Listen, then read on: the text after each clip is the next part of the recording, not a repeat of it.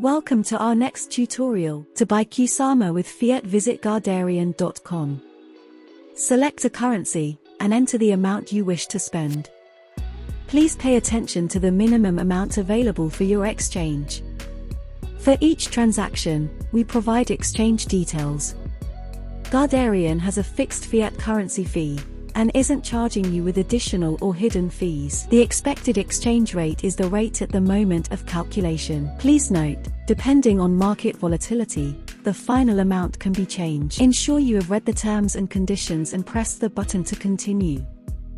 Fill in your Kusama wallet address and write your phone number for SMS verification. Your number is needed for further verification steps, and Guardarian will never call you, don't worry. Enter the code next. The following step is a quick and easy verification of your identity. Select your preferred document and take a picture. Next up is facial check.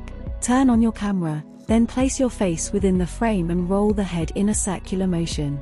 Most verifications are processed within a few minutes. The status will automatically update once the verification is completed. Finally, you need to fill in your payment card and billing information. Do carefully check all the details before processing the payment. Please note, payment from another person's account and payment without reference would be cancelled. As soon as we receive your payment, the exchange will be performed.